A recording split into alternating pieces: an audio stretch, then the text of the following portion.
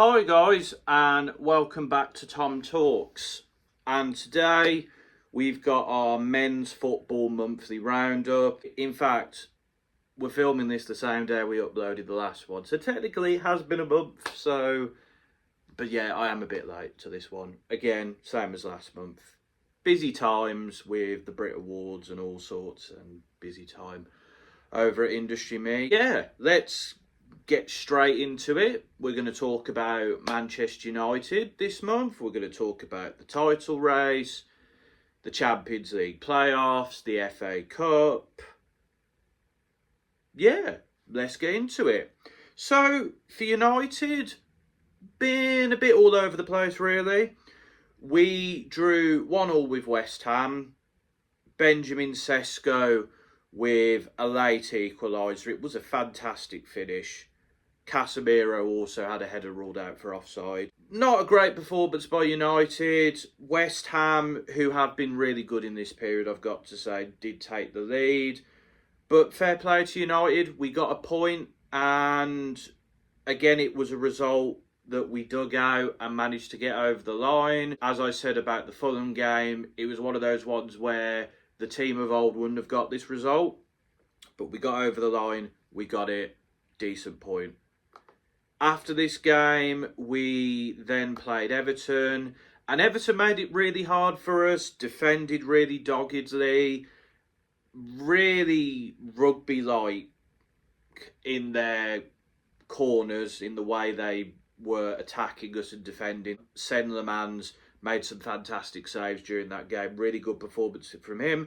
But once again, Sesko off the bench. Love the counter-attacking run. The ball by Cunha to Mbeumo was beautiful. And lovely finish from Sesko. And again, Sesko saved us once again. I thought we were the better team overall, but Everton made us work for it. And they are a difficult team to beat. I know their home record isn't great, but I was really happy with this result. And it was hard fought, but we got over the line. And considering the last time we played them, and the fact that they had 10 men, and the fact that we were really slow and lethargic in our play, I thought it was a very good result. We then go to Crystal Palace, who take an early lead through Lacroix. Lacroix then gets sent off. Yeah, a bit dubious, this one. I mean, it is a goal-scoring opportunity, but I think a red card was a little bit harsh, to be honest. Bruno scores the penalty, and then he plays a lovely cross, and it's a lovely finish from Sesko again. Started the game for the first time, and again, Sesko is our hero. What a player he was in these last few games. He really was. Bruno Fernandes, of course, doing Bruno Fernandes things. He now has 100 goals and 106. Not particularly amazing performance from United, but we got the job done. Palace are a lot better than they were. Good result. But Michael Carrick's unbeaten run did come to an end. We lost 2-1 to Newcastle, who started the game well. Jacob Ramsey gets sent off. I mean, it's one of those ones really where you'd probably complain if you were a fan of that team, but you're going to be happy otherwise. Nevertheless, they get a penalty. Anthony Gordon scores. Casemiro then equalises. And we had plenty of chances to win the game. Obviously, Joshua Zirkzee forced a world-class save from Ramsdale. We had plenty of other chances in the game. And they got counter-attack, and Osuna scores a fantastic goal to win the game. Fair play to Newcastle. They needed that result, really, because they've been really lacklustre in the league this year. But for United, the unbeaten run is over. And it was coming, I suppose, because we hadn't been as good, we hadn't been as clinical, we hadn't been playing the fluid, free-flowing football in these games, and at some point it was going to come back to bite us. And I hope now that this has happened, we can learn from this and go, okay, we've got to play better, we've got to change it up a bit, we've got to not just rely on Bruno or Sesko or Casemiro. And, you know, we're third in the league. We are in a pretty good position in terms of the Champions League qualification. So overall, I am disappointed by the result. And I think performance-wise, it's not been great. I will say, though, Senlemans has been great. He has made some really good saves, put in some very good performances. Martinez and Maguire have been pretty solid at the back. Yoro has looked a little bit better as well. Casemiro and Mainu have been a solid midfield presence. Bruno is world class. He's one of the best players to play in the Premier League in like the last decade or so. Without a doubt, he has been the best signing post Ferguson. We hopefully will keep him now that it looks like we'll get Champions League. Mbeumo has been solid, not amazing, but solid. And Sesko has been great. I mean, he's just won the PFA Fans Player of the Month, and deservedly so. He's been brilliant for us. He really has. And like, he's come up with some such important goals, and he's hit a really good run of form. But, you know, there are clearly areas we need to improve on. Delo and Shaw, not good enough fullbacks. I think we need a proper left winger. I do like Cunha, but he is better as like a cam or up front than he is as a left winger. Ahmad has been pretty solid, but I would like to see him get a bit more involved in the goal contribution side of things.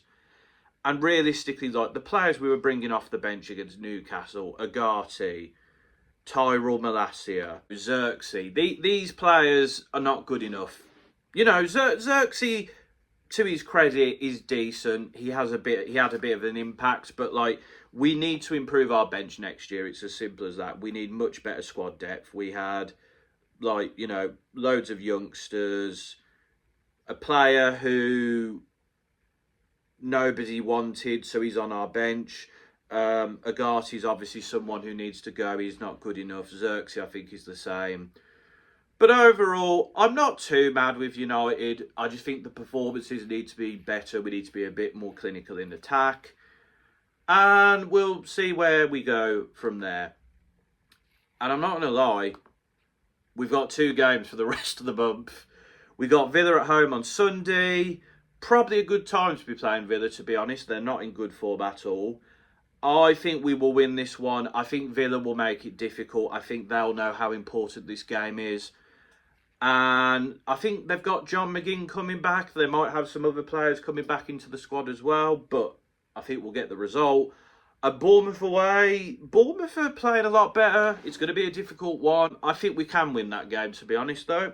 And hopefully we can wrap up March very nicely. But overall, when it comes to United, I think we need to just improve our performances a bit. I've been very pleased. Hammond, Sesko, Bruno, and a lot of other players. We'll just have to see if they can bring their A game going forward, and some of the other players can as well. I tell you what, though, the Premier League's been exciting, hasn't it? Go for a few results here. Arsenal, top of the league still. You know, they've had a few shaky moments. They drew with Brentford, the draw with Wolves as well. Great result for Wolves. But for Arsenal to be winning and dominating and then to drop points was pretty embarrassing. But the 4-1 win over Spurs, the Eze and Gyökeres doing their thing. Spurs obviously aren't very good at the moment, but huge result for Arsenal. And then they obviously beat Chelsea 2-1. Not the most convincing of wins, but a win is a win, as they say. And then a narrow win over Brighton. They are 7 points clear at the top of the league. Obviously, City have a game in hand. But Arsenal are just getting results. They're getting over the line. They're not conceding many goals. They're just getting the job done. Simple as. City have been decent, but again, the 7 point gap, which probably will be reduced to 4, it all depends. They need Arsenal to be dropping points, really. City managed to beat Fulham 3-0. Comfortable victory there. Grinded out a win over Newcastle with Nico O'Reilly shining. Ground out a win over Leeds.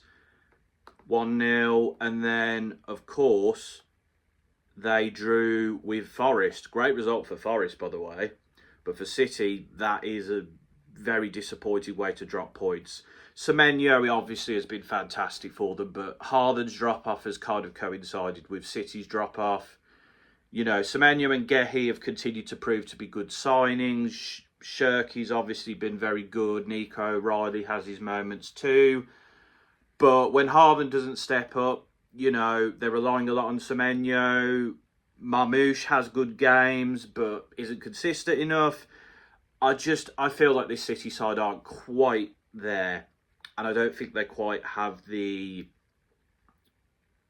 it factor to win the league this year. Of course, you know, they could beat Arsenal. That Arsenal could still drop points. The title race isn't over yet, but it's looking good for Arsenal. Villa are below us in 4th level on points. It's been a really sloppy time for them. You know, ground out a win over Brighton. Good result there. But they drew with Leeds. A Leeds team who've not been amazing of late, to be honest. Lost to Wolves. Only Wolves' second win of the season. That was a pretty embarrassing Midlands derby defeat for them. And then they started off March by losing 4-1 to Chelsea. I mean, João Pedro hat-trick. They just got battered. Villa defensively are very poor. That is something very clear to see.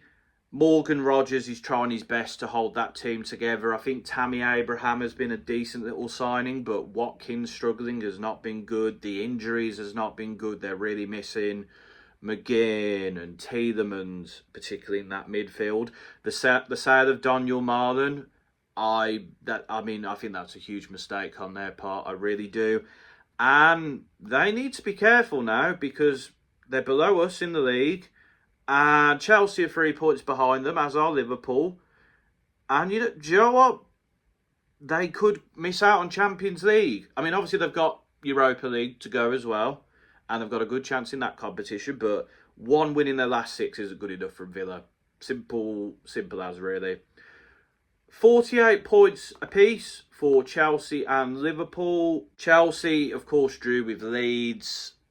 Not a great result for them, but Leeds getting the job done. Chelsea not taking the chances there when they were 2-0 up in that game. Liverpool narrowly beat Sunderland. It's a good result, man. It was Sunderland's first defeat at home all season, so very good, well done result there. Chelsea then drew with Burnley, again leaving it late. Another red card, very disappointing from them. Liverpool narrowly beat Forest 1-0. Another result ground out away from home. Can't complain too much. They beat West Ham 5-2. Liverpool was a very good result. Hugo Ekitike had a very good game.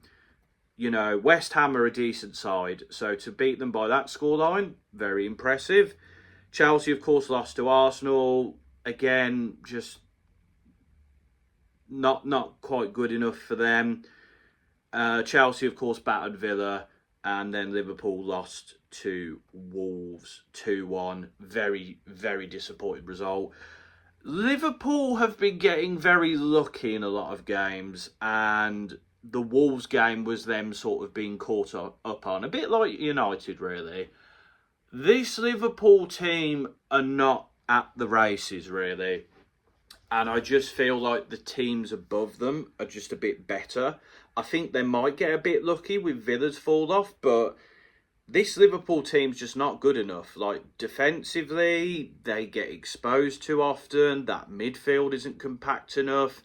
Hugo Ekitike has been pretty good, but it's basically a lot is riding on him here. Salah is playing okay at times. Hakpo's not been good enough. This Liverpool team is not good enough, and if they get in the Champions League, they will be very lucky. Chelsea, on the other hand, I've got to say, João Pedro has been brilliant. What a turnaround. I mean, he was doing decently at the start of the year, but he's been great for them. So, yeah, I mean, Chelsea getting the job done, and I think they should be getting Champions League. And I think it'll be a matter of time before they climb above Villa. And then you've got this battle for the last European place, which is between Brentford, Everton, and then there's Bournemouth, Fulham and Sunderland, I think, as well. There's a few other teams in there, like Newcastle and Palace, arguably in that race as well. If you look at their results, Everton lost at home again to Bournemouth. Bournemouth have been turning their season round. I've got to say, Ryan has been a very good signing. I think their defence is very good and pops up with a lot of good goal contributions. Newcastle, of course, they beat United. They picked up a win over Spurs. Again, a Spurs side who've been very poor. So nothing really to shout about too much there. Palace, of course, lost to Burnley. That was a very embarrassing result for them. I mean, they were 2-0 up. Strand Larsen is getting goals, which is a good thing. But to drop points in that game was not good enough. Brentford getting a point at Arsenal. Very good for them. Newcastle unlucky to lose to City. Bournemouth drawing with West Ham. West Ham have been in good form of late. Brentford then lost 2-0 at home to Brighton. Fulham picking up a win over Sunderland at home. Very good result there. Raul Jimenez, got to give him some credit, man. He's been getting the goals this year. And like Alex Iwobi and Harry Wilson will be getting a lot of love at Fulham, particularly Wilson, who I think is going to get a big move. But Raul Jimenez, you've got to give him his credit. He has been getting the goals. That win for Everton at St James's Park as well, that was a huge result, particularly the Pickford save, of course. But, you know, Beto and Barry being on the score sheet like that is a sign that David Moyes is getting this team working here. Fulham, of course, beat Spurs, which you expect. Like, Spurs have been rubbish. Other key results, I guess we'll talk about Forest and Wolves being a 0-0 draw. I think that was a missed opportunity there for Forest. A decent point for Wolves, but a missed opportunity. Palace's win over Wolves. I think that was a good result for Palace. It was a much needed win for them, thanks to Guessard's been doing well for Palace, I've got to say. The Villa fans, I think they're a bit befuddled by how well he's been doing there. That Burnley-Brentford game sounds like an absolute madness. Igor Thiago continues to do his thing. Mikel Damsgaard has been very good. Dango Ouattara as well. Kevin Schade. Like Brentford, every year Brentford like sell their best players and then they somehow find great players. It's quite amazing how they managed to do that. But there was a bit of controversy, I think, about one of the goals being ruled out for offside. But great win there for Brentford. Brighton beating Forest. That was an important win for Brighton there. Danny Welbeck, I think you have to give him his credit this year. He's had a decent season. He's not been consistent enough, I think. And I think that is probably why I'm not sure he'll go to the World Cup with England. But big moment for him. Win for West Ham over Fulham. You know, Serencio Somerville is starting to show his qualities. And that Palace win over Spurs 3-1. Ismail Assar doing his thing. Strand Larsen doing the thing. Spurs are rubbish, man. Spurs are pretty awful. Yeah, at the bottom, Wolves are catching up with Burnley now. West Ham are only outside the relegation zone on goal difference. Leeds need to be a bit careful because they're only 3 points above the drop zone. I think teams like Brighton and Palace are probably going to be okay now. But yeah, I mean, the title race is Arsenal City. I think Arsenal should win this. I don't think it's over yet, though. United, Villa, Chelsea, Liverpool, that's the Champions League race. Brentford, Everton, Bournemouth.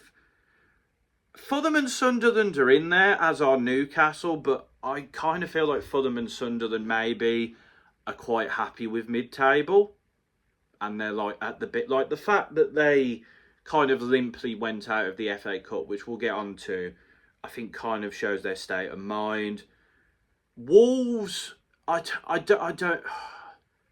Could they do it? I don't think so. I think it's too late. 12 points with 8 games to go. I think it's too much of a risk. Burnley, I think, are down as well. I think it's West Ham, Forest, Spurs and Leeds. Leeds, I think, if they pick up a few more wins, I think they should be okay. Forest, West Ham, I think, are the most likely to stay up out of Spurs, Forest and West Ham. Forest, Joe, I think Spurs are going down. I really do. They've been poor. It's been ages since the last one. Was it like 11 games or something? Like, it's ridiculous how rubbish Spurs have been. And they're going to go down. And it's going to be one of the biggest shocks since, like, Newcastle and Villa went down. Like, huge shock to see Spurs go down. But they deserve it. They've been rubbish. They're just not good enough. They have had injuries, but these players they're not good enough. And it would be a huge shock, but I think Spurs are going to go down. So I'm going to say this now. I think Arsenal's going to win the league. I think City, United, Villa and Chelsea. I think Villa will turn it around and get the Champions League. Liverpool will be in the Europa League. Conference League, I think Brentford will just hold on. I think they have struggled a little bit more of late, but I think they'll just do it. I think they have something to play for, and they're also at the FA Cup now, so they can fully rely on the league. And then I think relegation, Spurs, Burnley, Wolves, they're gone. I think those teams are gone, personally. Games to come in March, Burnley, I'm going to highlight. Sunderland, Brighton, that's going to be a big one in the European race. Arsenal, Everton, Arsenal competing for the league, Everton trying to get in Europe. Chelsea, Newcastle, ooh, that'll be a tasty one. West Ham, Man City, that could be a bit of a banana skin for City. Those are on this Saturday. Sunday, Palace, Leeds, that's an interesting game at the bottom. United, Villa, of course. Liverpool, Spurs, that is going to be a very interesting one. Saturday the 21st, which is next week,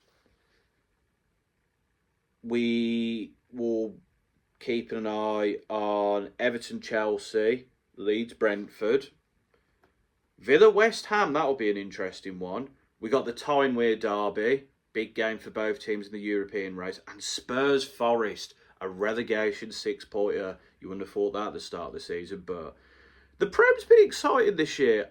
I've got to say, it's been exciting. Like, we have a title race, we've got a Champions League race, we've got a European race, got a relegation battle. It's scintillating stuff, man. I've got to say, it's been really good to watch. On to the FA Cup now. Fourth round, we'll quickly go over. Newcastle beating Villa 3-1. I mean, Villa's goal, he just messed that up for them, didn't he? Burnley lost to Mansfield. Huge result for Mansfield there. And yeah, there was some interesting games, but overall no huge shocks there outside the Mansfield. But then this weekend, Port Vale got over the line against Bristol City, and then they beat Sunderland. They're the only Midlands team left in the competition. So fair play to Port Vale. Bottom of League One. Looks like they're going to go down, but they're in an FA Cup quarter-final. What a story. What a story. City beat Newcastle, got the job done there. Liverpool got their revenge on Wolves. Chelsea needed extra time to beat Wrexham. I felt so sorry for Wrexham. They played so well. They were really good in attack. There was obviously the unfortunate with the offside. There was the red card. But that was a really good game of football and a good reason why the FA Cup should be on the BBC or ITV or one of the other terrestrial channels, and it shouldn't be on TNT.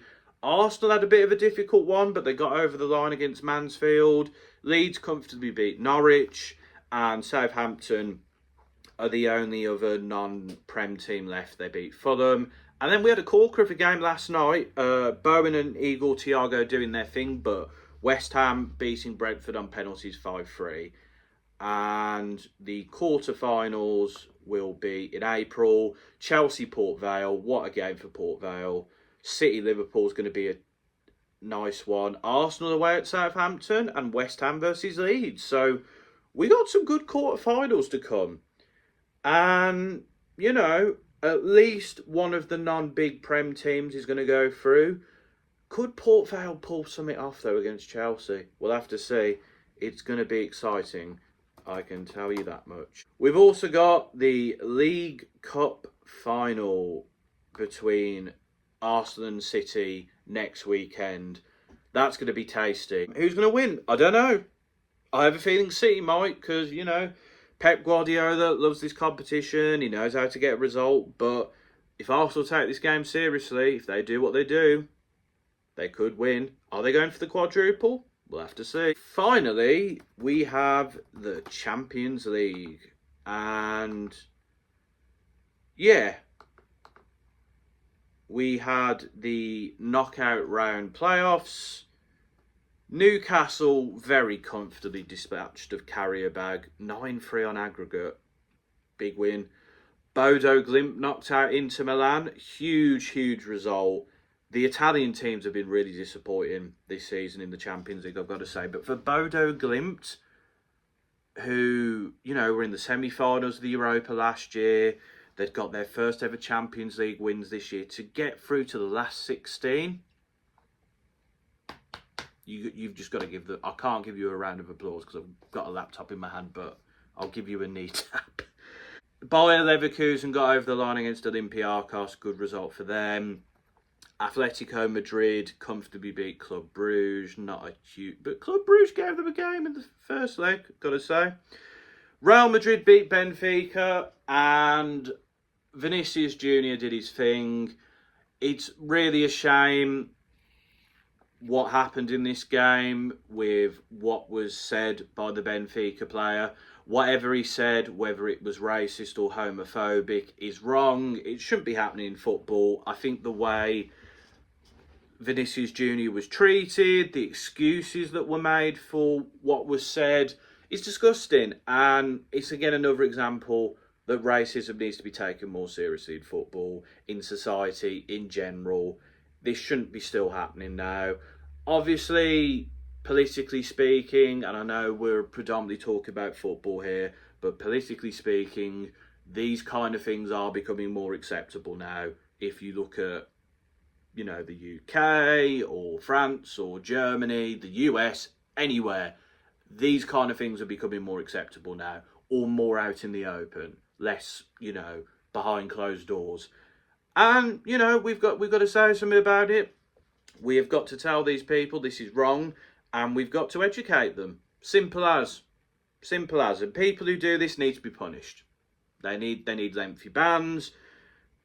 There needs to be a reason for these players to not do it or to be changed. Simple as really. But I was cheering on Real Madrid for once, which I don't normally do. PSG got over the line against Monaco. It's not been easy for PSG. They're having a difficult time in the league, and they only got through 5-4 on aggregate, but how were they doing the knockouts? Galatasaray knocked out Juventus. I mean, Juventus haven't been particularly amazing this year, but brilliant result for Galatasaray. Huge win for Turkish football.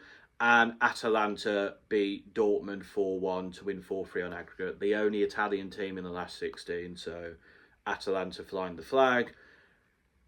We, in the last 16, have Galatasaray Liverpool. They did beat Liverpool, but Liverpool in Champions League are a lot more difficult to beat. Liverpool, I think, will get there. Bayern Munich, I think, are going to beat Atalanta. Atletico Madrid versus Spurs. Spurs have been decent in the Champions League, but no, I think Atletico, Diego Simeone, I think it's his last season. He'll want to do as well as he can with this team. Newcastle, Barcelona. This Barcelona team are beatable, but I think they've just got a bit more quality than Newcastle. I think Barca will get over the line. We then got Bayer Leverkusen, Arsenal. Bayer Leverkusen are not quite the same team as they were. I think Arsenal will win this one. Bodo Glimt, Sporting. I'm going to go Bodo Glimt. Sporting have been impressive. I think they did very well in the league phase, but I've just got a gut feeling that Bodo Glimt are going to be like one of the dark horses. PSG, Chelsea. I'm going to go with Chelsea. I think Liam Rosenior will get them over the line here. I think PSG are not quite the team they were last year, as shown by their league form, as shown by the fact they made it difficult against Monaco. And I think this Chelsea team, led by João Pedro, will just get through. It will be tense, it will be tight, but they'll get through. And then Real Madrid, Man City. I'm going with Real Madrid. I think Real Madrid, I think they'll be spurred on by recent events. I think they're currently being spurred on in the league. I know they dropped points against Getafe, but yeah, I think this City team are beatable. And I think Real Madrid will get over the line here. The Champions League heritage of this team will push them on, even though they've got Arbeloa as manager, who's not done amazingly, to be quite honest. So that's the Champions League. We'll have to see if my predictions are right or not. You'll have to tell me in the comments whether I'm a silly fool or not. But that is my men's football roundup for March. United, it's been a bit all over the place, really. For the Prem, very exciting. FA Cup, pretty good this weekend. And the Champions League, yeah, it's been decent. It's been decent. But let me know in the comments what you think of my Prem Champions League predictions. And also, we got an international break coming up, so let me know who you think is going to be called up for England. But until next time, folks, this has been another Tom Talks.